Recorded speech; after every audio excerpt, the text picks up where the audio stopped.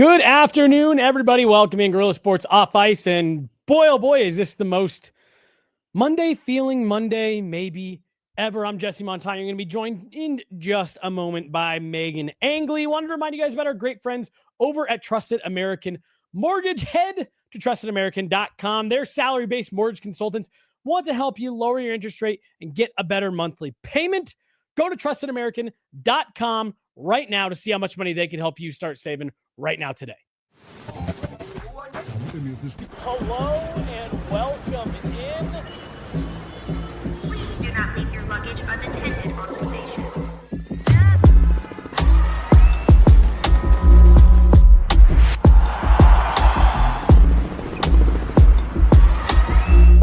Welcome to the show. Hello, everybody. Welcome in Monday afternoon, Gorilla Sports Off Ice. I'm Jesse Montano. She's Meghan Angley. Got Mark behind the glass today.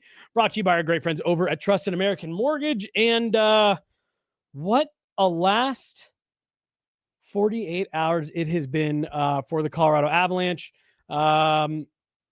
Season is over. They lose in an absolutely heartbreaking Game 7. Meghan, I guess just how you doing this morning? It's not as nice of a day out today as it was yesterday. It was a beautiful day out yesterday. It was nice to go for a walk, get out in the sun. But from friends, family, people that I've talked to, if you're an Avs fan, this was a tough weekend for folks. No, it definitely was. It hit the Angley household, calling parents and just catching up, making Mother's Day plans, which has been good to keep my mind up. When is that? Next weekend. Oh, shit. Hello. So that's been great to take my mind off of things. And okay, you know how I gave you a hard time about you'll have your nights free thing? There is one thing that I will look forward to having some clarity around my scheduling right now, and that is seeing my parents more. I'm obsessed with them. So that's been helpful. Yeah. I really am, Megan, just working this job now for as long as I have. A lot of my fandom has completely changed in the way that I view things. And so I really did. I went into that game, we've laughed and stuff like that, but again, just, we're professionals and we work in this space, and it's like, you win or you lose.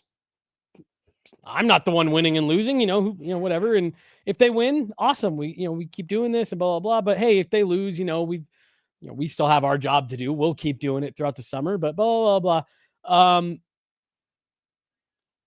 I didn't have that on my card, for it to go the way that it did. No, it was jarring. It was jarring. And, Meghan, I've watched this team for a long time. I genuinely, just objectively speaking, I don't know if there's a more heartbreaking loss. It's not just that they lost. They've lost plenty of Game 7s before, clearly. It was just how it all went down. Look, we have a couple things we're going to get to here real quick off the top, but Meghan and I actually just recorded about a 20 or 30-minute segment where we just wanted to kind of get into things without having to follow our rundown, without having to, go here, go there, just kind of have more of a raw, unscripted conversation about what just happened and the series and all of it. So we're going to play that in a second.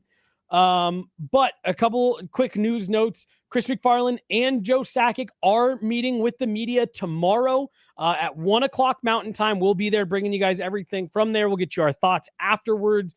Normally there'd be a Pucks and Prosecco that would go tomorrow, but we're actually going to slide that to later in the week so that we can unpack, everything from that availability tomorrow. Meghan, let me ask you, this to me says Chris MacFarland likely here to stay for at least one more year. Do you agree?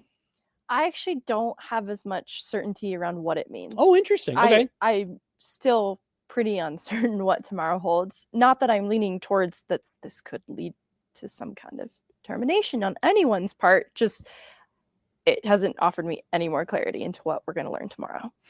I find it hard to believe that they'd traipse him out there just to fire him a week later. That would be pretty cruel.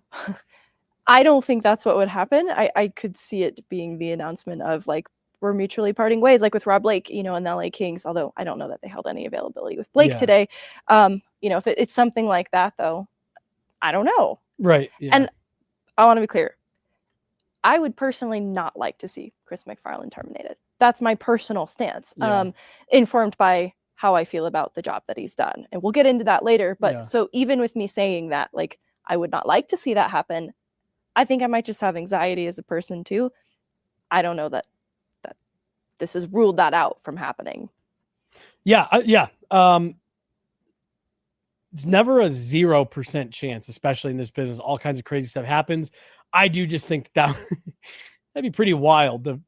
Hey, go out there and talk about it, take full accountability for it, and then could you meet me in my office after? That would be pretty wild. I don't think he would go into it not knowing he's being let go. I think it would be like, we're mutually parting ways. I'm going to address the moves I've made this season and blah, blah, blah. That's what I mean. All right. That would still be pretty harsh. That's crazy harsh. What if he wants to? What if he's like, hey, he likes the pain? Yeah. Well, and also I want to be a GM on other teams. So I want to address what I've done, what's happened this year. And also I'd like to be a GM elsewhere. So they can also review this information and decide for themselves. Yeah. To me, I think it says that Chris McFarland is likely safe. I do also think that we will get a vote of confidence in Jared Bednar tomorrow. But I think it is safe to say, this is just me, that for the first time, and I'm with you, Megan, I think getting rid of either of them would ultimately be a mistake. That's just me. We'll unpack that more as the week goes on here, and we do get more clarity tomorrow. But Jared Bednar has one more year on his deal. I would say that after Saturday, his seat is maybe a little warm. And I'd say Chris McFarland's seat is probably pretty toasty. But my guess is that they're both going to be given you get one more shot to go out and prove this. You both have had success. Chris McFarland has had way more success in that Avs front office than he gets credit for. And same with Jared Bednar. I think they're going to be told, you guys get one more shot. If it doesn't go the right way, we're making some changes. But to me, when I saw that Chris McFarland was speaking, that to me signals he will be back for next year. I know we're not fully diving into it, but the other thing I think too with this, you have one more year, that makes a lot of sense to me too, is how do they handle the off season to recoup some of where they have lost? And so whether that be a killer free agency or, amateur scouting has had their eyes on some college free agents that could really make a difference in the league pretty soon here to come.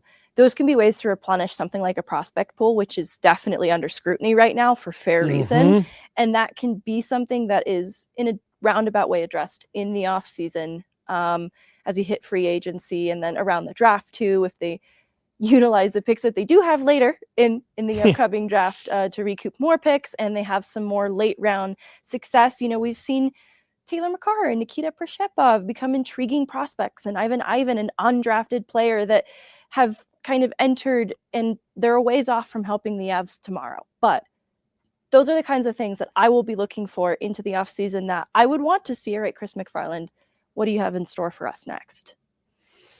I'm with you.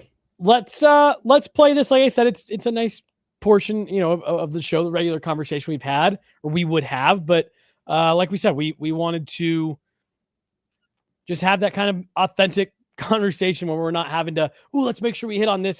So here's just kind of, literally, we recorded this right before this, so everything's going to look very, very similar. But here's just kind of our thoughts on what we saw over the weekend. And then when we come back, we'll just kind of finish unpacking the rest of our thoughts, get maybe into a couple specifics if there's something we want to hit on. Any comments or anything like that comes up. So here's our thoughts on what we saw this weekend. Game 7, Avs losing to the Stars, and really just kind of across the entire series, Megan. I was telling everyone upstairs. Like when I got here, we were all talking about it, and like I've told you before, my family moved here the year before the Avs got here. So like literally, I've watched the team my entire life. I've covered them professionally now for like 10 years.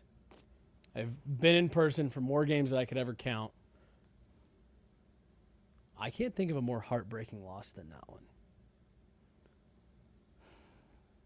Not like they've lost bummer games before. Like they've lost in Game 7 overtimes and that type of shit. But like to have it happen the way it happened, who it happened with, who it happened against. I like forget the X's and O's and all that stuff. Like I can't think of a more like emotionally heartbreaking loss ever. I think it manipulated my emotions because of how they were up 2-0 in the third period, that there was a false sense of security, though I'll admit it wasn't as if I felt secure because of how Dallas has played this whole series. But I didn't expect it to unravel as quickly as it did and as disastrously as it did. And I think that's where the high then of having that 2-0 lead up in the third period to losing that game and watching the push in the final seconds, because you feel that they're making a push. I thought they were going to get until one. the final second. Exactly. Yeah.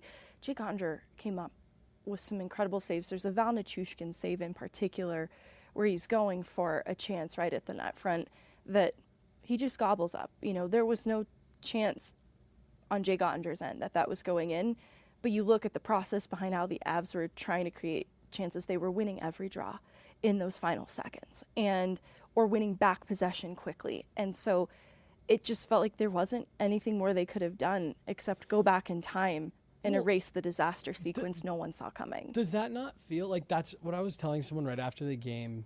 Like we had done our show and all that stuff. We were like, you know, I was back at the room and like packing up, and like I said, that's the most frustrating part that like nobody will want to hear, like nobody wants to talk about. But like they didn't play poorly the whole series. Like they didn't play, and that to me is like what makes it so like tough to even not like, oh, it's tough to talk about, but like I don't know what to say, because like they did so many things right up until they didn't, kind of thing. And like I just like I'm not even still like I asked Jared after, like, how do you even analyze this in a series where you did so many things well? And I still, to this moment right here, 2 days later, like I don't even know how to analyze what happened. Something that's been sitting in my brain is the fact that Jamie Benn takes 2 dumb penalties. He's the captain of the Dallas Stars, and it doesn't really register in our brains as a power play goal when Nathan MacKinnon comes onto the ice as the extra attacker for the delayed call. I never saw what it was. I don't remember. Oh, okay. It was all happening so live that, you know, in my game notes, I knew that this power play opportunity was coming. They still had possession. Next thing you know, puck's in the back of the net, and it kind of goes to the back of mine. But it was stupid. It was a dumb penalty on behalf of Jamie Benn, to include the other stupid penalty where he rammed his stick into Val Nichushkin's face. And so I'm thinking to myself, see, that's an interesting display of leadership. This is a captain who's been suspended in past playoff series for the Dallas Stars. It's just so interesting. In contrast, you have Gabriel Landeskog, who is willing to get his hands dirty, but also just really how he leads is so different, right? And so you're feeling kind of good about that, and you're seeing the live reaction of the Dallas fans in that moment. We're cooked, you know, like we've got a captain who takes terrible penalties in key moments, and you just feel that you're right. This was just a few minutes away from being a very different story coming out of this series, that Dallas would be having the everything is on fire, this building is burning down sentiment with how Game 7 was unfolding for them. And honestly, just the length of the series, right? Like there's this notion of the Avs analytically were better, especially 5v5 for at least 5 of 7 of these games. And then the Dallas side of, and they still, you know, didn't come away with the win. And the Dallas side of it is we didn't lead very much in this series, and they were close games decided by overtime. Like you don't feel super great about that either. That it was just this thin line between different narratives that were vastly different on either side of it. So that switch too is where it is so emotionally hard to process. Well, and the like you said, the thin line, you know, the Chris McFarland part of all of it. I talked to Dave McCarthy yesterday on Sunday Brunch, and like I said, especially at the time, like the Mikko move is highly defensible. It's defensible. when he makes the trade. Like, you get Marty Netchis back, and especially with what the narrative was, and we'll all probably never know for certain. Like, only a couple people will know for sure. But like, okay, you couldn't re-sign him. You get Marty Netchis back, who ended up having almost a completely equivalent points year as Mikko. You got Jack Drury, and then like with everything you did around it, it was like, yeah, Chris McFarland did an excellent job. But because it doesn't work, it's highly fair to criticize, but like the conversation that I've just seen out there, like about what Chris McFarland did, I don't necessarily want to say revisionist history, because Mikko Rantanen eliminated you, and it's really easy for that to look like an accident or like a disaster. But like, to your point, your 2 overtimes and then a third period, whatever that was in Game 7, like, you're such thin margins away from that narrative being like, well, he did the right thing. It's clear he did the right thing. And I guess that's what makes it so hard to evaluate for me, is that like, yeah, you were really close, but the player you traded shoved it all back in your face. And even that was a narrative that drastically changed over the course of the series because inside Dallas, yep, he was a little bit quiet to start and not as effective. Their top 6 needed retooling at the start of the series in addition to the Avs. Yep. Both were a bit fractured and struggling to create effectively. And so Mikko coming alive is not a surprising switch up in the narrative. I think what's tough is that the Brock Nelson, the Marty Netchis, Jack Drury is a little different in his role in this conversation, but they had good regular season showings. There were things that they did well that instantly demonstrated their fit, and it just didn't translate to the playoffs because Dallas had a say in it. There are things that Brock Nelson did well in the series, especially away from the puck, that didn't translate to production, and it ultimately hurt them. But honestly, that's a story that's true of almost every player on this team outside of Nathan MacKinnon.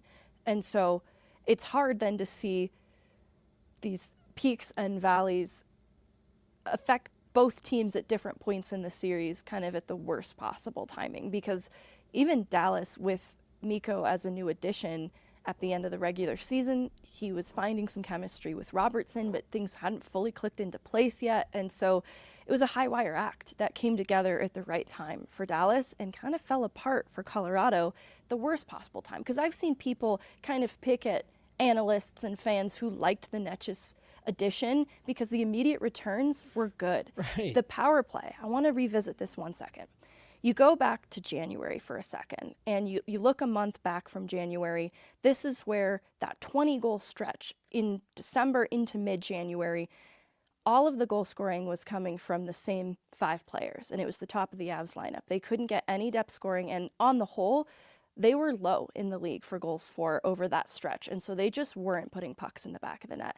This is around the time that Jared Bednar is talking about going into the Four Nations break and digging into his project to help reinfuse the offense for the Avs, and so Mikko Rantanen was not the problem here, but there was a problem. The power play wasn't converting, and so go to January 24th, and there's an instant resurgence in the power play. And again, it's not Mikko Rantanen's fault. It was just the way that the Avs were creating at this time was fractured generally. But that new addition of Marty Netchis really helped to shake them out of a little bit of a lull. And obviously Jack Drury improved the depth scoring contributions too, because they ended up finding something really good in that fourth line. But there were problems that existed at this time alongside the Mikko trade that also kind of made sense. And so any analyst who said, I kind of like Marty Netchis, like he's this additional way that the Avs can gain the zone using speed, it really fits this team well, all of that was still true. I'm not going to go back and change my view on that. That all was true. Well, and like it all still is true. You know what I mean? Like that, like this.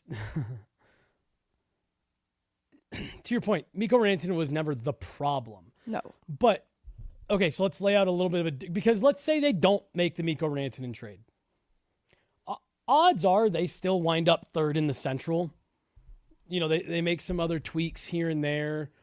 You know, they would have found a way to be able to bring somebody else in and you know, help. They probably still end up third in the Central. Okay, so let's say you don't get him signed. And now, because part of all this too, Megan, I really do think that there's, and like this is not something that's exclusive to the Avs. It happened with the Washington Capitals and the Pittsburgh Penguins for a long time. There's several examples in other sports.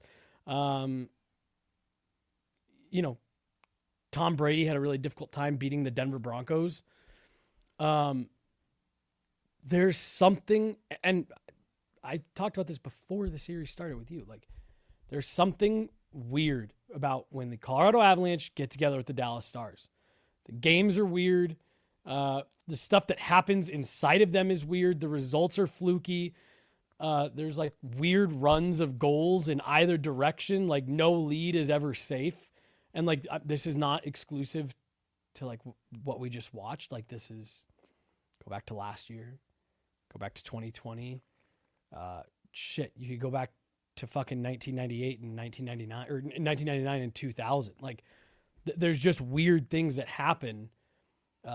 When the last time these two teams went 7, Gabe has the knee cut. You know, how many forwards are you down? You lose both goalies. You got Andrew Hammond in it. You have a rookie Yoel Kiviranta drawing into game 7. So like, it's just weird shit that happens. So like, let's say you lose anyways. Then the conversation is, why didn't Chris McFarland do anything? What, now you might lose Mikko Rantanen for nothing and you didn't even make it out of the first round. Like, it was a move that he had to make, and I still think to this day, if Chris McFarland, you know, if it's like, okay, well, you're going to trade him to the Carolina Hurricanes, he would probably still trade him to the Carolina Hurricanes again. There's no world where he thought, okay, well, I'm going to flip him out east. Yeah, we'll have to see him twice a year, and if we ever get to a cup final, yeah, we might have to deal with him, but we're in the cup finals. We'll cross that bridge when we get to it, if that's the situation. He didn't know they were going to turn around and flip him to like, what I think you could really make an argument now is maybe the biggest rival in the franchise, in the Avalanche club history at this point. Like, you had no way of knowing that was going to happen. And it was a damned if you do, damned if you don't type of situation. The only way that it gets better is if you win. And it just is extra shitty that not only was Mikko there when you lost, but he's the driver of why you lost. Right. And it's just like, what do you do? What else could you possibly do? Chris McFarland made all the moves that he was supposed to make. He fixed the goaltending. He got a 2C. He addressed the depth. He addressed the back end. I get the emotional reaction of like that fans have of like, I feel pain and I feel upset and someone needs to be responsible for it. But like, I genuinely, just as like a genuine, you know, what's the word I'm looking for? Not bystander, objective observer. I don't know what else he does. There's a few things that have also been sitting in my brain since this series finished, and I think one of them is you do have to kind of absorb the weirdness of it, the stick breaking. Yeah. And how that really feels like why this fully unraveled, because it leads to the breakaway that Cale has to defend without a stick. And so the way that he gets caught defending leads to a penalty. And now you've got a Cale that hasn't fully learned its lessons. And so I think both of us would sit here and also readily say, this team has work to do. This series revealed vulnerabilities and weaknesses that can be improved upon. But there are also things that, process-wise, there wasn't a lot more they could have done in certain respective areas. And so you don't want to get caught up in the emotions of the disappointment of the loss and lose sight of where the Avs were the better team analytically 5 of 7 games. That is still true too. And I mean, even some of the process behind what players like Lehkonen were doing to create that just didn't reward them, you have to absorb that too. And you can still sit there and think critically, well, what wasn't working then? Like, why was Ottinger able to find these pucks with Lehkonen at the net front? And Ottinger just deserves a lot of credit here, honestly, in the series. The other thing I think about is you listen to any national broadcast throughout the course of the year, over the course of this series, and sometimes it feels like there's a Dallas slant.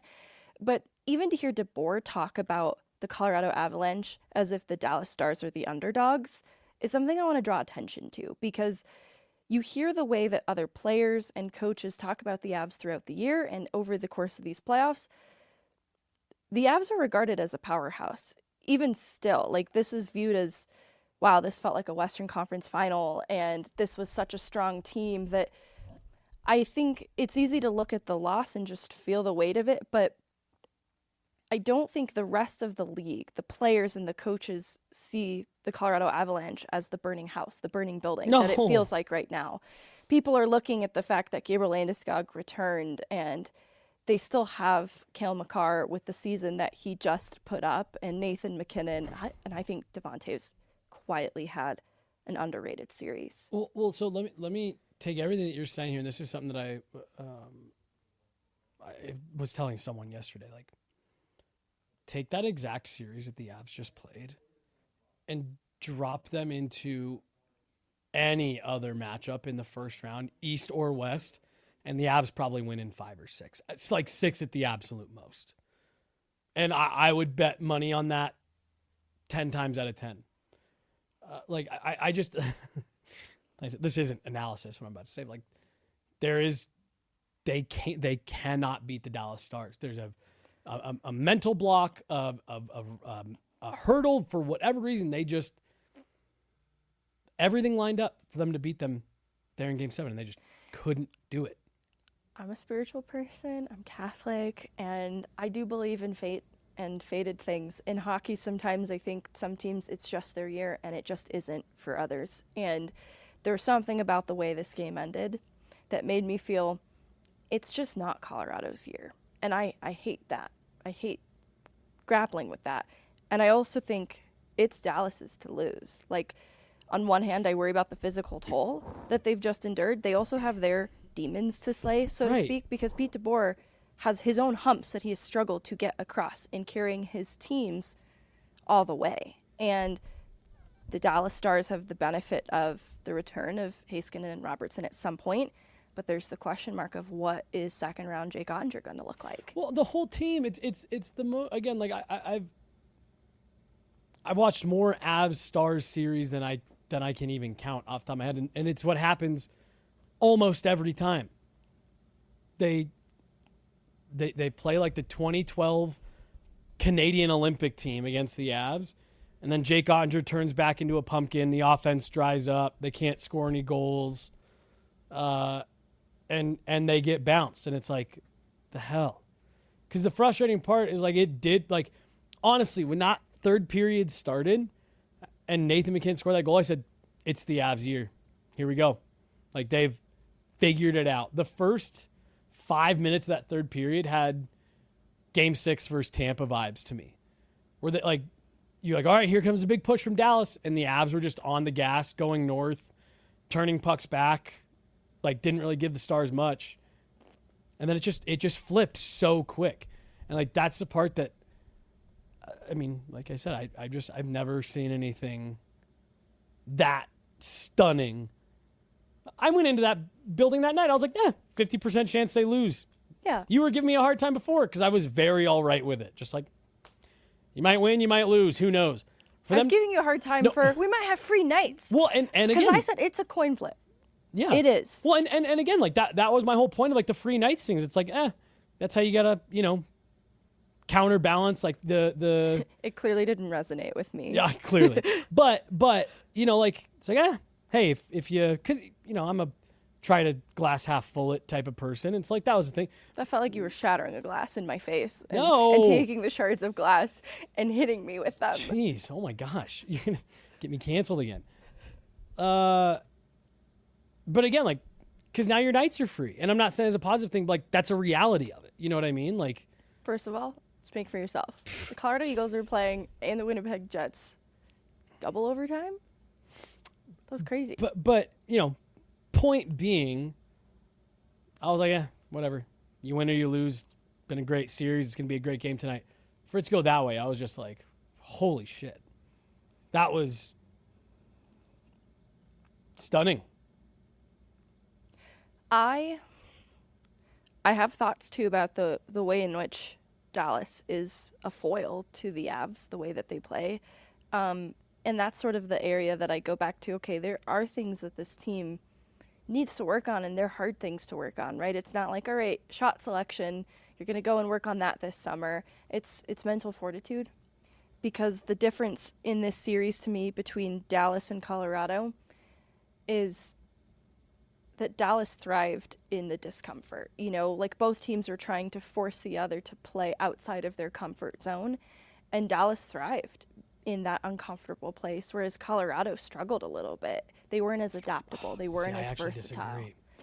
I think the power play is proof of concept that it was clear to me where Dallas was keying in on certain things, and the Avs would make changes briefly and then revert back to old things that usually serve them well. And it just seemed to me like they weren't able to work through like stepping outside of their comfort zone, being more creative. Later in the series, in the stronger games, I think they did a good job of this. But I think in the moments where they deviated from that, it cost them in a big way. See, and the reason I say I disagree is because I felt like Game 7 in particular, and even Game 2, like those were games that were played the way that Dallas likes to play them. And the Avs, I thought, were still the better teams in those games in particular, where it was like, yeah, we'll play heavy, we'll play along the wall, we'll, turn you back in the neutral zone. And even for the power play, like, our buddy Petey, big shout out to Petey, did that great breakdown of where the Avs were beating the Stars in the first two games. And a lot of it was on that, like, overly aggressive kill that the Stars were. Any puck that could be contested, they were contesting it. Anything along out on the point, along the wall, they were pressuring, not giving a lot of time and space. And the Avs were beating them. Like they seemed very comfortable. Like, yeah, cool. You want to play that style? We'll get to the middle on you. We'll snap the puck around. We'll find the open guys. And then, where I do agree with you, like you said, is they do that stuff, and then it's like, never mind. We don't want to do that anymore. And it's like, you just did it. That's what I agree. Why aren't you doing it? You just did it. We're gonna eventually have a Jared Bednar conversation, and we're going to talk about adjustments. And adjustments were made in this series tactically, and the Avs did execute it some of the time, and it helped them, but it wasn't consistent enough. Yeah. And honestly, I go back to this thriving in this place of discomfort too, with respect to Dallas playing with a deficit through a lot of this series. They didn't let that stop them from the push. And I don't know if I'll ever fully believe that their belief didn't waver going into the third period down 2-0. But that's incredible. Like, I'll suspend my disbelief for a second. That's incredible mental fortitude to be in a Game 7 down 2-0 in the third period and still believe that there's a path to winning. That's incredible. And I think I have a little bit of lack of faith in that belief, but also in the Avs, like in the moments where things started to unravel, that was a place of discomfort for them. And they weren't typically put in that place in the series because they were the drivers. They were the leaders. Again, the analytics support this. But when they were put in the place of discomfort, I think they were more fragile than Dallas, though I still think that the Avs are a mentally tough team. I think the Dallas Stars are tougher. So I don't necessarily disagree with that statement, but do you want to know what I think is the difference? And I'm being 100% serious about this because, again, there's other examples in pro sports. I have an example in my life growing up playing hockey. I don't think on the whole the Dallas Stars are a more mentally tough team than the Avs, but I think the cores of each of these teams, I think the Dallas Stars know that they are in the Avs' heads, and I think the Dallas Stars are in the heads of Nathan McKinnon and Gabe Landeskog and Cale Makar and Devontae. Like, I genuinely do think. I was watching the game last night, and LOL, the same thing ended up happening. But I remarked at one point out loud watching Blues Jets, where I was like, God damn, this clock is moving a lot faster than it did on Saturday. And it just felt like when the Avs were in the lead, no matter what the clock just would not move. And I think when Mikko scored that first one, there was the moment on the bench, because this is just what happens to the Avs against the Dallas Stars. It's just what happens. I think scar tissue, Jared Bednar talks about it in the playoffs, is really important. And I think about how my other fear, because you talked about the core, right? Dallas being in their head. My other thought was there not enough homegrown scar tissue with some of the new players? Like, has Charlie Coyle not lost with the Avs? Brock Nelson with the Avs? Marty Netches, Jack Drury, to feel and draw upon the scar tissue of other, exits for Colorado of recent history that have happened with this Colorado Avalanche team? Because I almost wondered, is that kind of part of it? Does it need to happen together for you to sort of feel the weight of that loss collectively? And then the similar thing is there's scar tissue and there's muscle memory.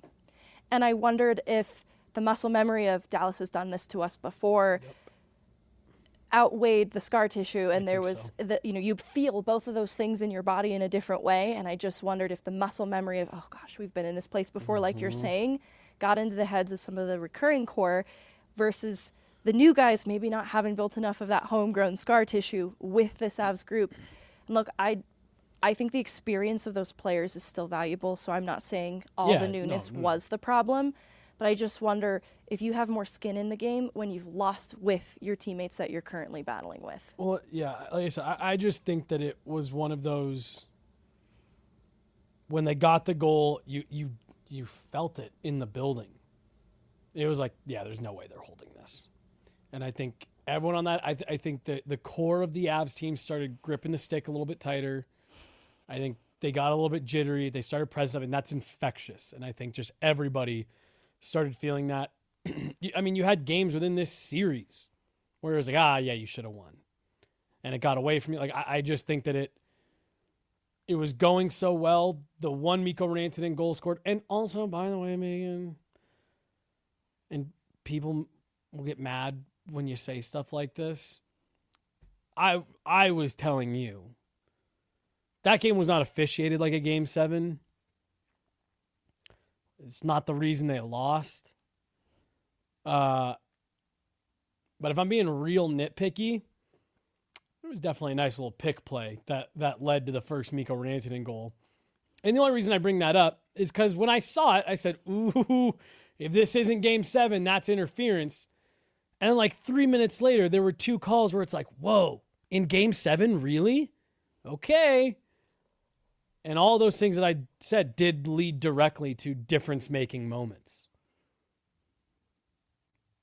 And I just wanted to quickly point that out. But, I really do. Like I said, having 30 years next year, I've been watching the Colorado Avalanche. 30 years. And when Dallas scored that first goal, I said, I've seen this movie way too many times. And that's where it's tough, right? That's the thing that the Avs have to mentally work through. How to overcome being put in that place of discomfort that's all too familiar and quite painful for them. How do you transmute that into something positive? And the Avs are typically good in that situation, right? Like, you look at their regular season numbers for comeback wins, they're usually good in a place of pressure. But this was a little bit different. It's losing a lead, and in a way that feels fated to go against you at that point, with sticks breaking, pucks going in off of Sam Girard's skate. Right. It's like, oh my, is there magic happening right now? So thank you for saying that. There was so much talk among people that when the Avs won Game 6, like, oh, well, they didn't really earn it. They got their bounces. Charlie Coyle put a puck in his own net on the kill in that game. Well, and there Megan, were weird bounces both sides. Game 7, the two things you just said. It's 2-0, and Cale Makar finally gets his clean look on the power play right in the slot, wound up for a huge one-timer that could have made it 3-0, could have forced Jake Ottinger to make a save, get a whistle, whatever, and his stick explodes in two. Leads directly to a power play. Mikko Rantanen, beautiful shot. They score. The next one, He fell. Mikko Rantanen's trying to wrap that puck around, and he falls. Sam Girard's doing the right thing, trying to seal the post, and it goes off his foot and in. Like, holy shit. Those are two massive breaks, massive bounces that nobody has talked about. And I think, and we can get back to the show properly whenever. But like, in the same way that I was mentioning, I think the Dallas Stars are fully in their heads. You know what Nate said, like, yeah, they didn't have Heiskanen, they didn't have Robertson, and we still couldn't do it. I think in the same way, when that first one went in, Jamie Benn, Tyler Seguin, Rupe Hintz, I think all those guys started sitting there going, here we go again. This is our moment. This is what we do to these guys. And there's a lack of confidence on one side that stuff starts to run, and like an overwhelming confidence on the other side of, it's the Avs. We're going to beat them. I don't know how or why, but we're going to beat them. It's the Avs. This is what we do. We beat the Avs. I was listening to Rick Bowness on the broadcast last night for the Jets game, and how he talked about, as a coach, in those moments where you're launching the comeback and it does feel kind of against all odds, the bench gets really into it. And I can see how Dallas has that kind of communication on ice, that in that moment, there's no doubt in my mind that's exactly what's happening. This belief has opened up, in part because it's the Colorado Avalanche, but just generally around the group. And I also think that's hard to contend with, that wave of, we can do this. No, we can really do this, versus the clutching of the sticks on the other side of it with Colorado. And the here we go again. Here we go again, right? There's something really galvanizing about, no, we can really do this, guys. There's a chance. Hope is a powerful thing. And like I said, again, let's just use the last 3 meetings. 2020. I can't even keep track of who all the Avs had lost over the course of that series, but none of them were close comeback. I believe it was 5 skaters and both goalies. The Avs fall behind 3-1. In the series, Nathan McKinnon, Mikko Rantanen pop off for 2 games. Anton Hudobin is playing out of his mind. And the Avs force it to 7. They take the lead with under 2 minutes to go. This is it. You did it. You got the lead. You just got to hold the fort for... No, 15 seconds later, Dallas ties it. On a broken play where the puck bounces out in front and Michael Hutchinson doesn't even see it. And then Kibby Ronta completes a hat trick in overtime. It's like, what the hell? Last year, you have the whole Val situation. He's leading the league in goals. Gets suspended for 6 months. Has to leave the series. You end up falling behind 3-1. You make it 3-2. You're in overtime. So you're playing a great game. The building's into it. You're 1 shot away from pushing it back to 7 and putting the Stars on the ropes.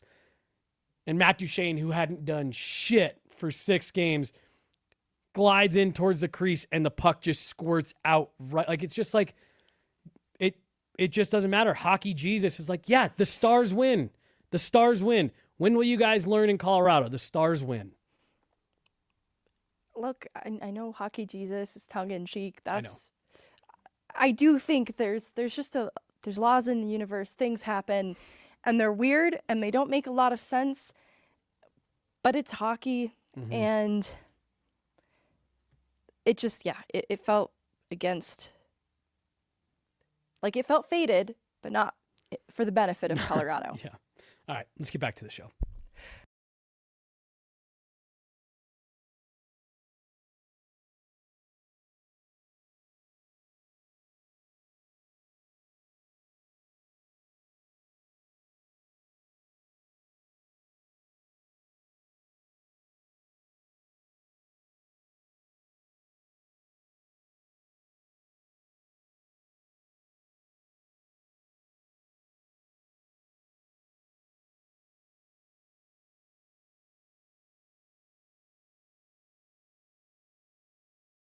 At Accurate America, they helped bring all of our coverage to you guys this weekend, helped make all of it possible. You never know when and where the hail will hit when the summer storms come. And the last thing you want to do is be caught scrambling when it does. So make sure you call before the storm. Call Accurate America. They'll partner with you on navigating insurance, provide quick, professional, and knowledgeable service with the latest technology and 3D modeling, and their work is guaranteed for as long as you own the home. Don't scramble at the last minute, end up having to call one of those storm-chasing roofers that roll into town. Call Accurate America, 303-900-ROOF, and give them a call before the storm. Also want to give a big shout out to our presenting sponsor, Trusted American Mortgage. They want to help you lower your interest rate, get a better monthly payment. Go to trustedamerican.com right now today. They're going to help you guys start saving money today. Megan, I don't know if this is a fair question to ask, just kind of off the top. Why didn't it work? There's so much that went into this roster, so much tweaking. They addressed the second line center. They addressed the third line center. Do we have audio now? Oh, yep, we do. They addressed the third line center, all of that. And it still doesn't work. Do you have any theories, thoughts, anything like that for why this didn't work? And I don't know if it's an easy thing to answer. You know what I mean? Like I think there's a lot that goes into this. Well, I kind of talked about it. Look, even though we see that the Avs, especially 5v5, were the stronger team for the most of this series, they didn't get the result, though. That's a problem that needs to be addressed, right? And so I go back to the versatility thing, the adaptability thing. And though I don't disagree that they match Dallas's style, especially in terms of physicality. Look, you won't catch me describing the Avs as soft in this series. I know some people feel that way. I do not feel that way. I think that they match Dallas's physicality. And Dallas was aggressive on the kill, aggressive in their D-zone coverage. And so even the Avs, the way in which they'd like to forecheck, typically they'd be met by lots of bodies in battles just to come up with pucks, right? But Colorado, they had a really good answer for these things. And so that did force them to play the Bednar style hockey that he wants them to play 82 games out of the year, right? You saw a lot of that from Colorado. But what's tough is the skill portion of it. The Avs are doing a lot of the right things to create. They were putting everything but the kitchen sink on Ottinger, and it wasn't working.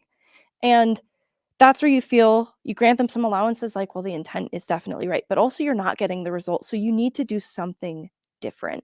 And it's the something different that left me wanting at the end of it all in this series. And it wasn't, again, we'll get into this more specifically. It wasn't as if the Avs didn't make any changes game by game tactically to sort of counter then some of the way in which Dallas is so aggressive. And there were times where they were able to break free and play their game. But I felt like it wore on them too, being in this constant state of Dallas trying to force them to play their way, even though I think Colorado held up well on the whole. The little moments, though, it added up. And so I think versatility is going to be the thing. Sorry. I just didn't want you to think I was laughing at you. Oh, the Brock Nelson being old. No. It's Nelson's gone. Well, unless he resigns. It's like, yeah, that's kind of how most of life works. It's either this or it's that. So I just didn't want you to think I was laughing at your point. No, it's okay. It's kind of funny. I just think, whether that's a mental toughness thing, because here's my other observation about the series. In both overtimes, I thought Dallas was the better team in overtime. And I feel that maybe is a bit controversial. But I think Dallas thrived in that environment where, well, one, they had just come back in the game. So it's similar to how we were talking about the energy that they gained in the third period in Game 7. They gained energy, even though Colorado had a man advantage at the start of both overtime periods. Dallas still thrived on this energy of having come back, that I think their chances were just a little bit more dangerous, right? It wasn't as if it wasn't back and forth and Colorado didn't have any of their own, Lehkonen, Esa Lindell in the net. Absolutely, it's front of mind. But it just felt like in overtime, Dallas really came alive. And I take away from that this same sentiment that Dallas really thrived when they were in that place of discomfort. And I don't know if it's just the high of the comeback also that was fueling that, but I think there's something significant about Dallas emerging as the better team in overtime that I want to expand on. Not right now, but generally in the future, because that's what I take away from this series is I think Colorado was constructed better, and I put an asterisk by that because without Heiskanen and Robertson, that's really easy for me to say. I think this would have been more evenly matched if Heiskanen and Robertson were in this series in terms of roster construction. Mm-hmm.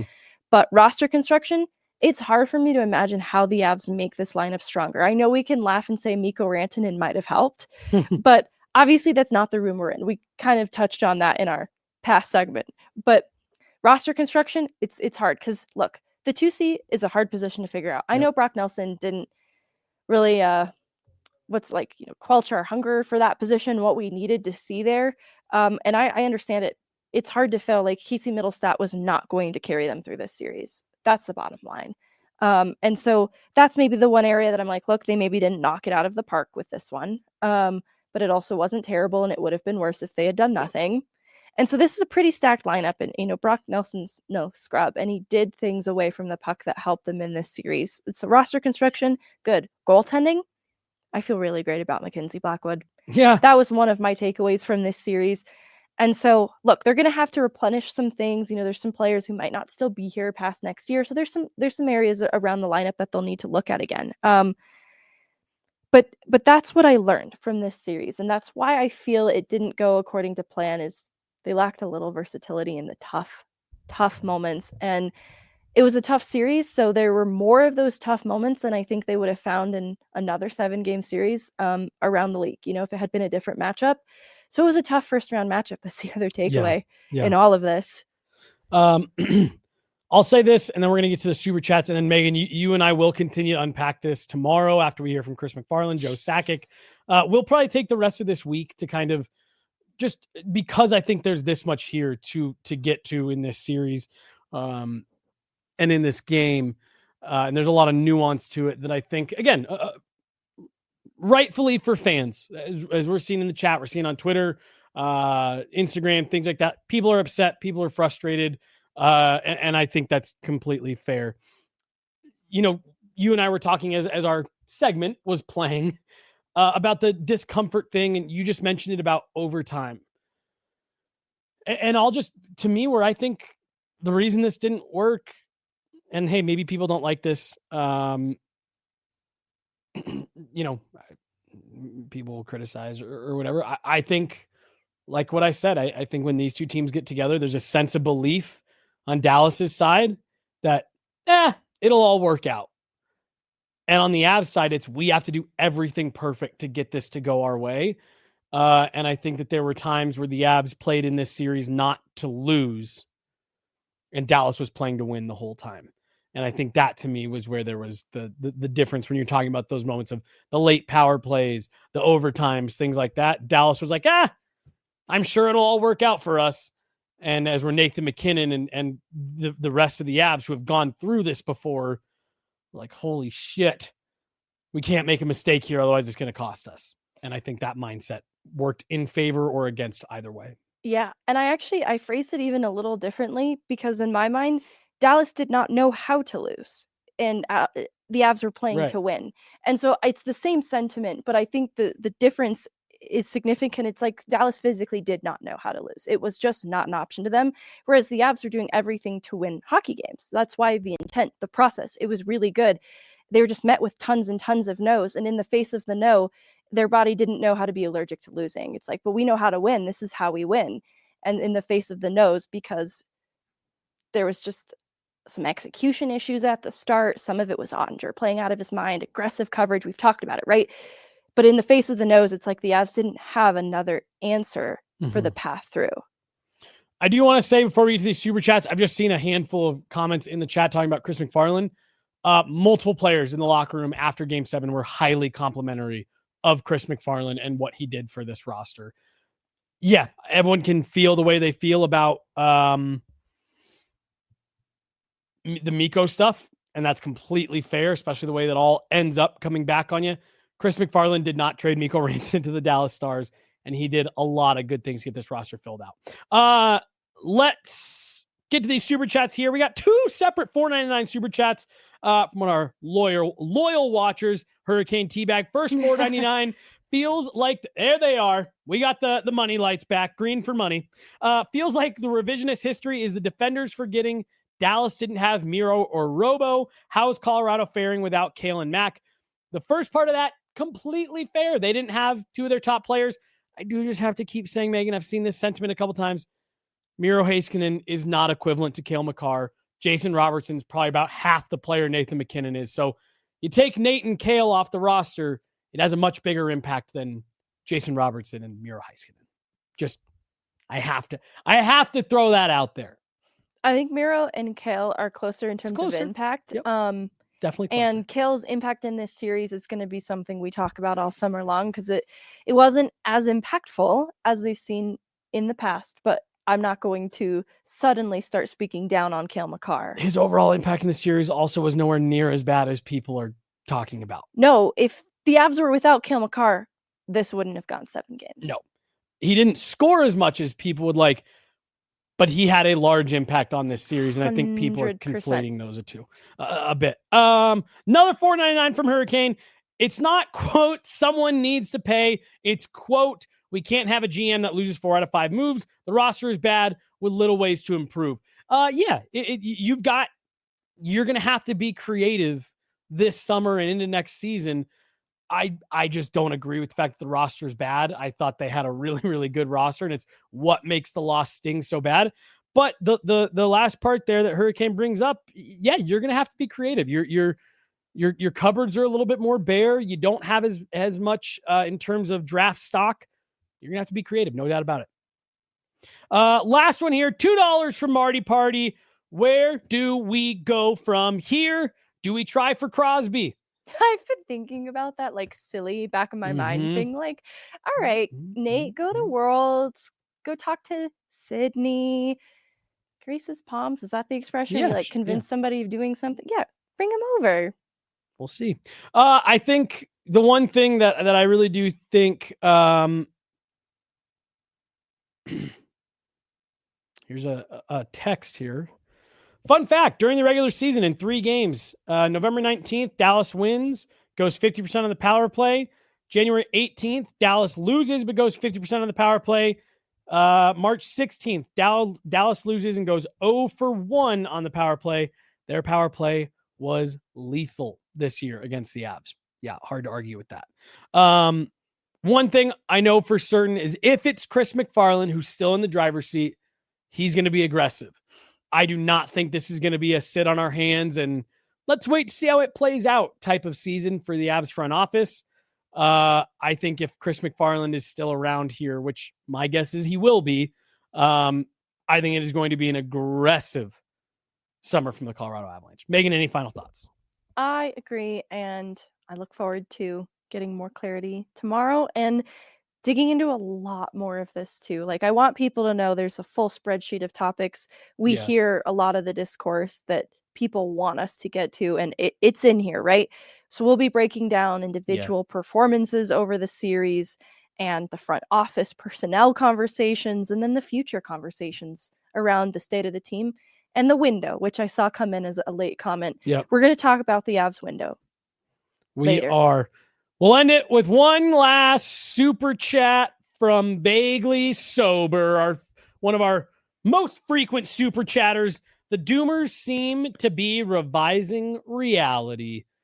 We're going to continue to unpack it all as the week goes on here.